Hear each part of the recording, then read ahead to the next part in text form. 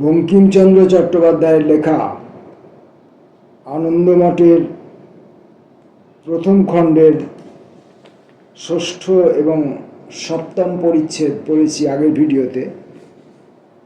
আজকে শুরু করব অষ্টম পরিচ্ছেদ দিয়ে। আনন্দমঠ, বঙ্কিমচন্দ্র চট্টোপাধ্যায়। ব্রহ্মচারীর আজ্ঞা পাইয়া ভবানন্দ মৃদু মৃদু হরিনাম করিতে করিতে যে চটিতে মহেন্দ্র বসিয়াছিল সেই চটির দিকে চলিলেন। সেইখানেই মহেন্দ্রের সন্ধান পাওয়া সম্ভব বিবেচনা করিলেন। সে সময়ে ইংরেজের কৃত আধুনিক রাস্তা সকল ছিল না। নগর সকল হইতে কলিকাতায় আসিতে হইলে মুসলমান সম্রাট নির্মিত অপূর্ব বর্ত দিয়া আসিতে হইত। মহেন্দ্র পদচিহ্ন হইতে নগর যাইতে দক্ষিণ হইতে উত্তর দিকে যাইতেছিলেন। পদচিহ্ন গ্রাম থেকে মহেন্দ্র পদচিহ্ন হইতে নগর যাইতে দক্ষিণ হইতে উত্তর দিকে যাইতেছিলেন। এই জন্য পথে সিপাহীদিগের সঙ্গে তাহার সাক্ষাৎ হইয়াছিল। ভবানন্দ তালপাহাড় হইতে যে চটির দিকে চলিলেন সেও দক্ষিণ হইতে উত্তর। যাইতে যাইতে কাজে কাজেই অচিরাৎ ধনুরক্ষাকারী সিপাহীদিগের সহিত সাক্ষাৎ হইল। তিনিও মহেন্দ্রের ন্যায় সিপাহীদিগকে পাশ দিলেন। একে সিপাহীদিগের সহজেই বিশ্বাস ছিল যে এই চালান লুট করিবার জন্য ডাকাইতেরা অবশ্যই চেষ্টা করিবে, তাতে আবার প্রতিমধ্যে একজন ডাকাইতকে গ্রেপ্তার করিয়াছে। কাজে কাজেই ভবানন্দকে আবার রাত্রিকালে পাশ দিতে দেখিয়াই তাহাদিগের বিশ্বাস হইল এও আর একজন ডাকাত। অতএব তৎক্ষণাৎ সিপাহীরা তাহাকেও ধৃত করিল। ভবানন্দ মৃদু হাসিয়া বলিলেন, কেন বাপু? সিপাহী বলিল, তুম সালা ডাকু হো। ভবানন্দ, দেখিতে পাইতেছ গেরুয়া বসন পরা ব্রহ্মচারী আমি, ডাকাত কি এইরকম? সিপাহী, অনেক শালা ব্রহ্মচারী সন্ন্যাসী ডাকাতি করে। এই বলিয়া সিপাহী ভবানন্দের গলা ধাক্কা দিয়া টানিয়া আনিল। ভবানন্দের চক্ষু যে অন্ধকারে জ্বলিয়া উঠিল, কিন্তু আর কিছু না বলিয়া অতি বিনীতভাবে বলিলেন, প্রভু, কি করিতে হইবে আজ্ঞা করুন। ভবানন্দের চক্ষু সে অন্ধকারে জ্বলিয়া উঠিল, কিন্তু আর কিছু না বলিয়া অতি বিনীতভাবে বলিলেন, প্রভু, আর কি করিতে হইবে আজ্ঞা করুন। সিপাহী ভবানন্দের বিনয়ে সন্তুষ্ট হইয়া বলিল, লেও শালা, মাথে পর একটু মোট লেও। এই বলিয়া সিপাহী ভবানন্দের মাথার উপর একটা তল্পি চাপাইয়া দিল। তখন আরেকজন সিপাহী তাহাকে বলিল, না, পলাবে। আর এক শালাকে যেখানে বেঁধে রেখেছ এ শালাকেও গাড়ির উপর সেইখানে বেঁধে রাখো। ভবানন্দের তখন কৌতূহল হলো যে কাহাকে বাঁধিয়া রাখিয়া আছে দেখিব। তখন ভবানন্দ মাথার তল্পি ফেলিয়া দিয়া যে সিপাহী তল্পি মাথায় তুলিয়া দিয়াছিল তাহার গালে এক চড় মারিলেন। সুতরাং সিপাহী ভবানন্দকেও বাঁধিয়া গাড়ির উপর তুলিয়া মহেন্দ্রের নিকট ফেলিল। ভবানন্দ চিনিলেন যে মহেন্দ্র সিংহ। সিপাহীরা পুনরায় অন্যমনস্কে কোলাহল করিতে করিতে চলিল, আর গরুর গাড়ি চাকার কচকচ শব্দ হইতে লাগিল। তখন ভবানন্দ ধীরে ধীরে কেবল মহেন্দ্র মাত্র শুনিতে পায় এইরূপ স্বরে বলিলেন, মহেন্দ্র সিংহ, আমি তোমায় চিনি। তোমার সাহায্যের জন্যই আমি এখানে আসিয়াছি। কে আমি তাহা এখন তোমার শুনিবার প্রয়োজন নাই। আমি যাহা বলি সাবধানে তাহা করো। তোমার হাতের বাঁধনটা গাড়ির চাকার উপর রাখো। মহেন্দ্র বিস্মিত হইলেন, কিন্তু বিনা বাক্য ব্যয়ে ভবানন্দের কথা মতো কাজ করিলেন। অন্ধকারে গাড়ির চাকার নিকট একটুখানি সরিয়া গিয়া হস্তবন্ধন রজ্জু চাকায় স্পর্শ করাইয়া রাখিলেন। চাকার ঘর্ষণে ক্রমে দড়িটা কাটিয়া গেল। তারপর পায়ের দড়ি ঐরূপ করিয়া কাটিলেন। এইরূপে বন্ধন হইতে মুক্ত হইয়া ভবানন্দের পরামর্শে নিশ্চেষ্ট হইয়া গাড়ির উপর পড়িয়া রহিলেন। ভবানন্দ সেইরূপ করিয়া বন্ধন ছিন্ন করিলেন, উভয়ে নিস্তব্ধ। যেখানে সেই জঙ্গলের কাছে রাজপথে দাঁড়াইয়া ব্রহ্মচারী চারিদিকে নিরীক্ষণ করিয়াছিলেন, সেই পথে ইহাদিগের যাইবার পথ। সেই পাহাড়ের নিকট সিপাহীরা পৌঁছিলে দেখিলে যে পাহাড়ের নিচে একটা ঢিপির উপর একটি মানুষ দাঁড়াইয়া আছে। চন্দ্রদীপ্ত নীল আকাশে তার কালো শরীর চিত্রিত হইয়াছে দেখিয়া হাওলাদার বলিল, আরো এক শালা, ওই ওয়াকে ধরিয়া আনো, মোট বাইবে। তখন একজন সিপাহী তাহাকে ধরিতে গেল। সিপাহী ধরিতে যাইতেছে, সে ব্যক্তি স্থির হইয়া আছে, নড়ে না। সিপাহী তাহাকে ধরিল, সে কিছু বলিল না। ধরিয়া তাহাকে হাওলাদারের নিকট আনিল, তখনও কিছু বলিল না।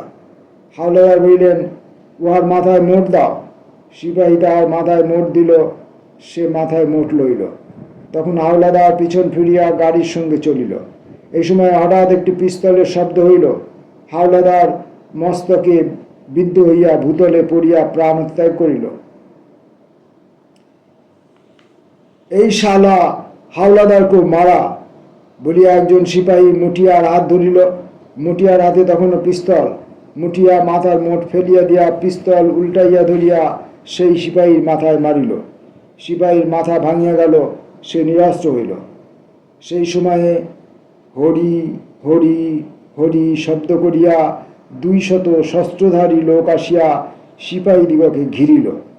সিপাহীরা তখন সাহেবের আগমন প্রতীক্ষা করিতেছিল। সাহেবও ডাকাত পড়িয়াছে বিবেচনা করিয়া সত্তর গাড়ির কাছে আসিয়া চতুষ্কোণ করিবার আজ্ঞা দিলেন। ইংরেজের নেশা বিপদের সময় থাকে না। তখনই সিপাহীরা চারিদিক দিয়া সম্মুখ ফিরিয়া চতুষ্কোণ করিয়া দাঁড়াইল।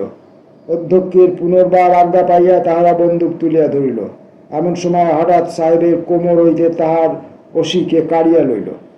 লইয়াই একাঘাতে তাহার মস্তক ছেদন করিল।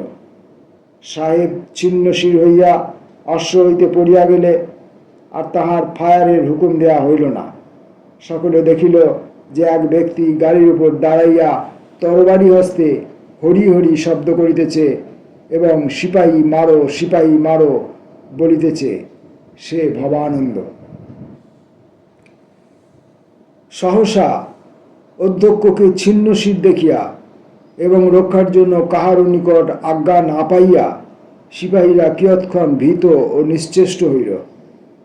এই অবসরে তেজস্বী দস্যুরা তাহাদিগের অনেককে হত ও আহত করিয়া গাড়ির নিকট আসিয়া টাকার বাক্স বদল হস্তগত করিল। সিপাহীরা ভগ্নোৎসাহ ও পরাভূত হইয়া পলায়নপর হইল। তখন যে ব্যক্তি ডিপির উপর দাঁড়াইয়াছিল এবং শেষে যুদ্ধের প্রধান নেতৃত্ব গ্রহণ করিয়াছিল, সে ভবানন্দের নিকট আসিল। উভয় তখন আলিঙ্গন করিলে ভবানন্দ বলিলেন, ভাই জীবানন্দ, সার্থক ব্রত গ্রহণ করিয়াছিলে। জীবানন্দ বলিল, ভবানন্দ, তোমার নাম সার্থক হোক। অপহৃত ধন যথাস্থানে লইয়া যাইবার ব্যবস্থাকরণে জীবানন্দ নিযুক্ত হইলেন। তাহার অনুচরবর্গ সহিত শীঘ্রই তিনি স্থানান্তরে গেলেন। ভবানন্দ একা দাঁড়াইয়া রহিলেন। নবম পরিচ্ছেদ। মহেন্দ্র শকট হইতে নামিয়া একজন সিপাহীর প্রহরণ কাড়িয়া লইয়া যুদ্ধে যোগ দিবার উদ্যোগী হইয়াছিলেন। কিন্তু এমন সময়ে তাহার স্পষ্টই বোধ হইল যে ইহারা দস্যু, ধনাপহরণ জন্যই সিপাহীদিগকে আক্রমণ করিয়াছে। এইরূপ বিবেচনা করিয়া তিনি যুদ্ধস্থান হইতে সরিয়া গিয়া দাঁড়াইলেন। কেননা দস্যুদের সহায়তা করিলে তাহাদিগে দুরাচারের ভাগী হইতে হইবে। তখন তিনি তরবারি ফেলিয়া দিয়া ধীরে ধীরে সে স্থান ত্যাগ করিয়া যাইতেছিলেন। এমন সময় ভবানন্দ আসিয়া তাহার নিকটে দাঁড়াইল। মহেন্দ্র জিজ্ঞাসা করিল, মহাশয়, আপনি কে? ভবানন্দ বলিলেন, তোমার তাতে প্রয়োজন কি? মহেন্দ্র, আমার কিছু প্রয়োজন আছে। আজ আমি আপনার দ্বারা বিশেষ উপকৃত হইয়াছি। ভবানন্দ, সে বোধ যে তোমার আছে এখন বুঝিলাম না। অস্ত্র হাতে করিয়া তফাৎ রহিলে। জমিদারের ছেলে দুধ ঘির শ্রাদ্ধ করিতে মজবুত, কাজের বেলায় হনুমান। ভবানন্দের কথা ফুরাইতে না ফুরাইতে মহেন্দ্র ঘৃণার সহিত বলিলেন, এ যে কুকাজ, ডাকাতি। ভবানন্দ বলিল, হোক ডাকাতি, আমরা তোমার কিছু উপকার করিয়াছি, আরও কিছু উপকার করিবার ইচ্ছা রাখি। মহেন্দ্র, তোমরা আমার কিছু উপকার করিয়াছ বটে, কিন্তু আর কি উপকার করিবে? আর ডাকাতের কাছে এত উপকৃত হওয়ার চেয়ে আমার অনুপকৃত থাকাই ভালো। ভবানন্দ, উপকার গ্রহণ করো না করো তোমার ইচ্ছা। যদি ইচ্ছা হয় আমার সঙ্গে আইসো, তোমার স্ত্রীকন্যার সঙ্গে সাক্ষাৎ করাইব। মহেন্দ্র ফিরিয়া দাঁড়াইল, বলিল, সে কি? ভবানন্দ সে কথার উত্তর না করিয়া চলিল। অগত্যা মহেন্দ্র সঙ্গে সঙ্গে চলিল। মনে মনে ভাবিতে লাগিল, এরা কিরকম দস্যু।